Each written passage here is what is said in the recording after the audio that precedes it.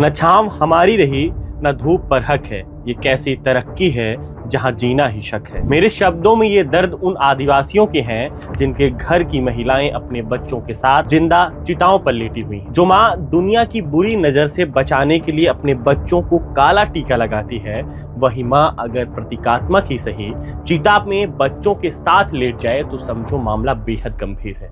ये सीन किसी फिल्म का नहीं है, ना ही कोई काल्पनिक संवाद है। यह मध्य प्रदेश का छतरपुर है, जहां आदिवासी महिलाओं ने विरोध का यह तरीका चुना है। इनकी संख्या हजारों में है, जिनमें अधिकतर आदिवासी समाज से आते हैं। पिछले कई दिनों से आंदोलन कर रहे हैं। 12 अप्रैल को उन्होंने मार्च निकाला और उस जगह पहुंच गए जहां दोघन बांध का निर्माण चल रहा है। दोघन बांध नाम याद रखिएगा, आगे यह फिर से आएगा। उन्होंने काम रुकवा दिया, मशीनें बंद हो गईं। लोगों ने साफ संदेश दिया कि जब तक उनकी मांगे नहीं मानी जाती, जब तक काम नहीं होने देंगे। आंदोलनकारियों ने आरोप लगाया कि उन्हें दिल्ली जाने से रोका जा रहा है। रसद सामग्री भी रोक दी गई, धमकियां दी जा रही हैं। प्रशासन ने धारा 163 यानी कर्फ्यू लगाकर लोगों की आवाज दबाने की कोशिश कर रहा है। 5 या उससे अधिक लोगों के इकट्ठा होने से रोक लगा दी गई है। सवाल है कि आखिर ऐसा यहाँ पर क्या हो रहा है कि प्रशासन और लोग दोनों दो किनारे पर खड़े नजर आ रहे हैं। तो एक शब्द में जवाब है केन बेतवा नदी जोड़ो परियोजना। सरकार इसे देश की बड़ी विकास योजनाओं में गिना रही है, लेकिन स्थानीय लोग इसे विनाश कह रहे हैं। नमस्ते, मैं हूं शिवेंद्र, आप पब्लिक वाणी देख रहे हैं। आइए इस मामले को विस्तार से समझते हैं। यह प्रोजेक्ट आज का नहीं है। 1990 में भारत सरकार ने नदियों को आपस में जोड़ने का एक बड़ा आइडिया रखा था। इसका मकसद था जहां पानी ज्यादा है वहां से जहां पानी की कमी है वहां पानी पहुंचाना। इस योजना को नेशनल पर्सपेक्टिव प्लान कहा गया। केन बेतवा परियोजना उसी प्लान का हिस्सा है। यह भारत की उन 30 बड़ी नदी जोड़ो परियोजनाओं में सबसे पहली है। पर जैसा हमारे यहाँ होता है कि विचार को हकीकत में तब्दील होने में दशक तो निकल ही जाते हैं। 2005 में इस योजना को असली रफ्तार मिली। केंद्र सरकार, मध्य प्रदेश और उत्तर प्रदेश की राज्य सरकारों के बीच एक समझौता हुआ ताकि इसकी एक डिटेल प्रोजेक्ट रिपोर्ट तैयार की जा सके। और फिर 2008 में इसे राष्ट्रीय परियोजना यानी नेशनल प्रोजेक्ट घोषित कर दिया गया। मतलब ये अब सिर्फ मध्य प्रदेश और उत्तर प्रदेश का प्रोजेक्ट नहीं रहा, बल्कि पूरे देश की प्राथमिकता बन गया। और केंद्र सरकार ने साफ कर दिया कि इसमें फंडिंग से लेकर प्लानिंग तक में अब सीधा उसका रोल होगा। उसके बाद 22 मार्च 2021 को जल शक्ति मंत्रालय और दोनों राज्यों के बीच अंतिम समझौता हुआ। और फिर इसी साल के दिसंबर महीने में 25 दिसंबर 2024 को प्रधानमंत्री नरेंद्र मोदी ने इसका शिलान्यास किया। काम तेजी से शुरू हुआ। अब इस नक्शे से समझिए, एक तरफ है केन नदी, दूसरी तरफ बेतवा।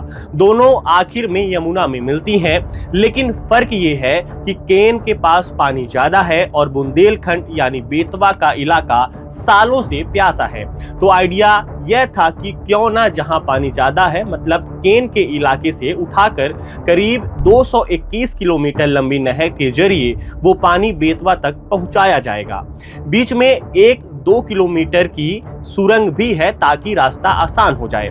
सरकार कहती है कि इससे करीब 10 लाख हेक्टेयर जमीन को पानी मिलेगा, यानी कागज पर यह प्रोजेक्ट सूखे बुंदेलखंड के लिए एक बड़ी राहत की तरह दिखता है। लेकिन डाउन टू अर्थ की रिपोर्ट कहती है करीब 24 गांव इसकी चपेट में है, जिनमें से 8 गांव पूरी तरह डूब जाएंगे और 16 गांव पहले ही खाली कराए जा चुके हैं। सोचिए, जो लोग पीढ़ियों से यहाँ रह रहे हैं उन्हें अब कहा जा रहा है कि अपना घर छोड़ दो, लेकिन जाएं कहां?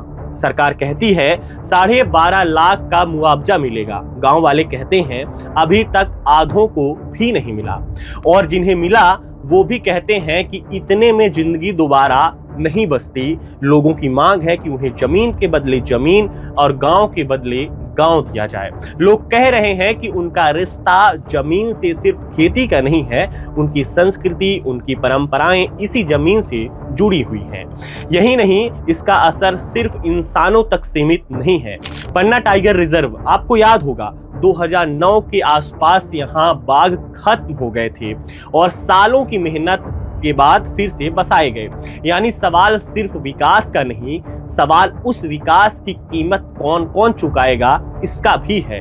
एक बार फिर प्रदर्शन कर रहे लोगों की ओर लौटते हैं और सरकारी धोखे की अलग अलग कहानियां आपको सुनाते हैं। दैनिक भास्कर की खबर के मुताबिक विस्थापितों को राहत पैकेज के तहत 12.5 लाख देने हैं, लेकिन पटवारी और ग्राम सचिव इसके लिए लोगों से 2 से 4 लाख रुपए तक एडवांस रिश्वत मांग कर रहे हैं। जिन्होंने रिश्वत नहीं दी उनके नाम मुआवजा सूची में कहीं शामिल ही नहीं किए गए। अयोध्या प्रसाद नाम के एक व्यक्ति दैनिक भास्कर से कहते हैं कि हम जिंदा हैं, लेकिन सरकारी रिकॉर्ड में हमारी मौत हो चुकी है।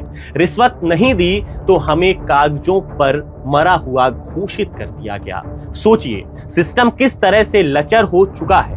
सरकार इसे बुंदेलखंड के लिए अमृत बता रही है, लेकिन इस बांध को बनाने के लिए जिन लोगों को उजाड़ा जा रहा है वे 42 डिग्री सेल्सियस की तपिश में अधनंगे 13 दिन से पंचतत्व सत्याग्रह पर डटे हैं। ये लोग नदी के बीच फांसी का फंदा लगाकर खड़े हो जाते हैं और चिताओं पर लेटकर विरोध जताते हैं। इनकी जुबान पर सरकारी धोखे की जो कहानियां हैं वो मैंने आपको बता ही दिया है। बाकी आप इस मामले पर क्या सोचते हैं अपनी राय कमेंट में जरूर बताइएगा और वीडियो को ज्यादा से ज्यादा शेयर करिएगा।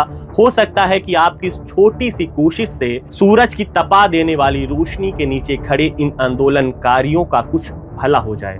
शुक्रिया।